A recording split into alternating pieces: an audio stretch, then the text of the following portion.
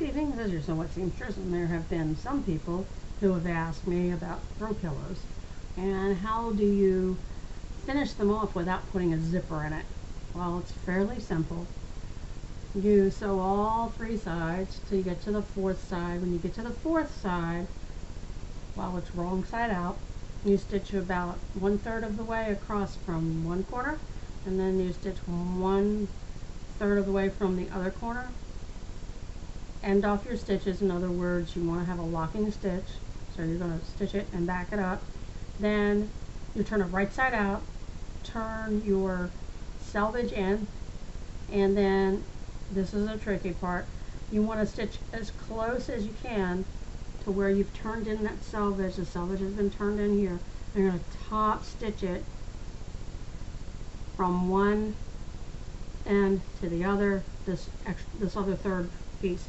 I use a zipper foot most times for this, and you have to take your time and do it slowly so that you don't make it too far in. You want a little narrow top stitch is basically what you're doing. A straight top stitch from the middle third across.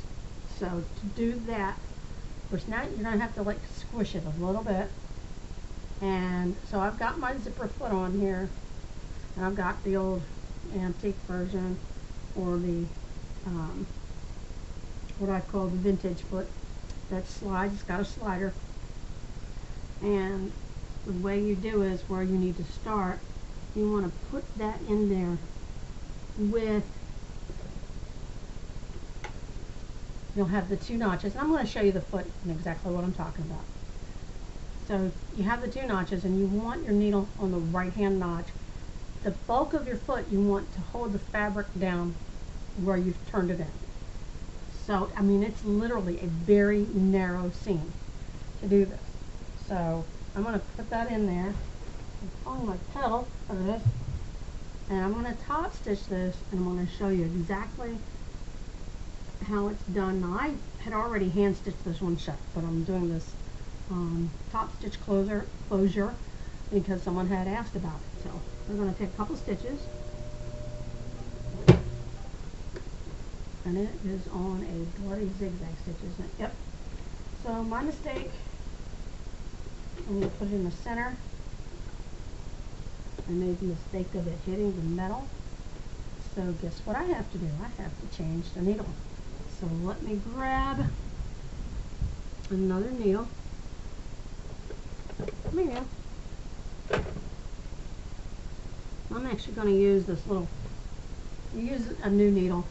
I'm going to put this most narrow twin needle in here and only use the right side, so that I can just go ahead and get this thing done.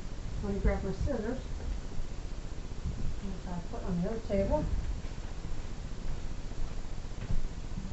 Okay. And this is something you can do too if you're using your twin needle, and then you go to do a project where you don't need both needles, then just thread one of them. And thread the one that's going to actually be where you need it to be. When it comes to thread placement, I'm going to take this pillow out. And I wanted it to be a straight stitch, and I forgot to change my stitch setting, so I broke a straight needle, which is fine. I have hundreds of them. That's why I have a lot of them. And I just recalled that this is pink on both sides. So I need to take out this black thread. Okay, take the black bobbin out, put the pink one in. I have just enough on here to do what I need to do. Put that in there. Bring the thread to that corner. I'm going to draw that thread up. I'll put that down first. So bring up my bobbin thread. There she goes. I've got pink on top, pink on the bottom, which is what I need. Put that to the back. Now, where's the look? Where did I stitch this thing? Okay, so now I'm going to put it back under here just like I was going to do, where the foot is actually going to hold my material where I need it to be. I'm going to hand turn it down, okay? Like I said, only the left needle is going to be stitching this, not the right needle. Even though I could do a double stitch to make it extra strong, you can do that. I'm going to take a couple of stitches, more rolling, okay, and then I'm going to go reverse a couple stitches and lock it in. Okay, now I'm going to go forward. And so this is where you got to kind of like squish it down.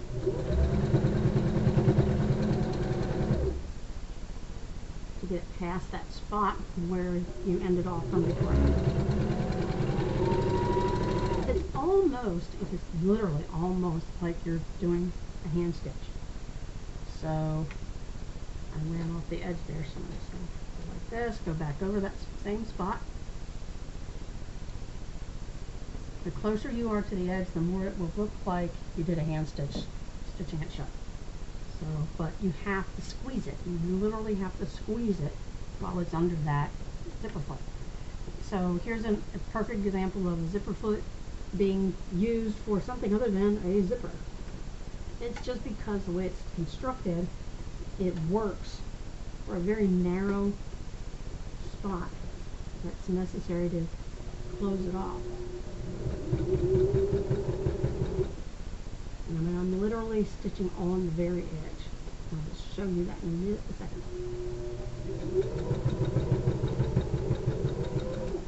Okay.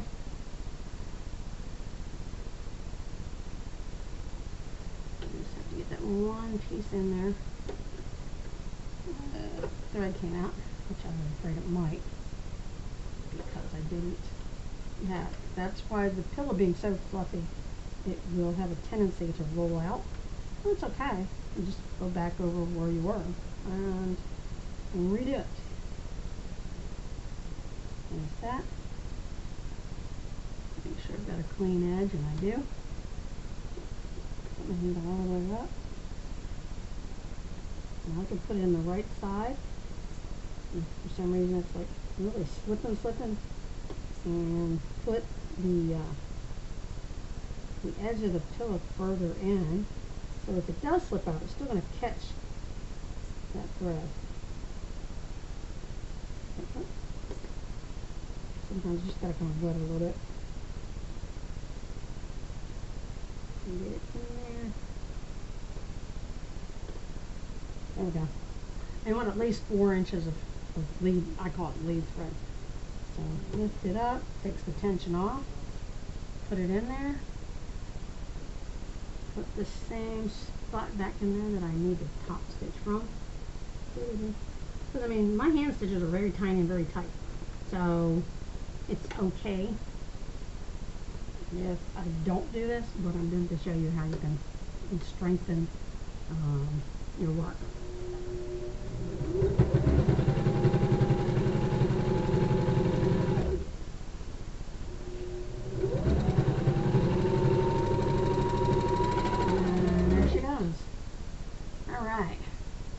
I'm going to cut off these tails and right next to it. You can tuck them in with a hand needle if you want. I just trim them to the edge. And so in this case, I have machine stitched this edge. I have hand stitching under there, but to strengthen it even more, I've done the machine stitch. Got these little tails that I don't like sticking up there.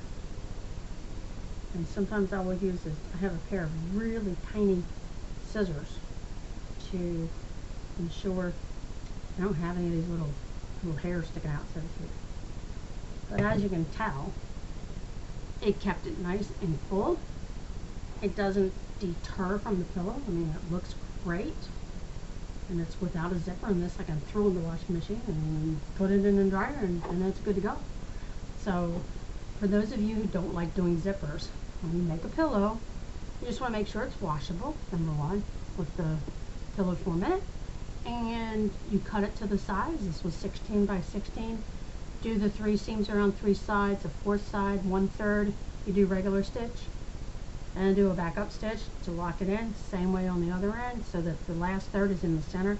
And when you get done, just tuck in your seam allowance and stitch it across with your sewing machine. And it's that easy. So it's that way, if you don't like doing zippers with pillars, this is the way you do it. Hope you've enjoyed the video. Hope you will share it with all your friends and subscribe to be ready for some more sewing videos of mine. Take care and God bless.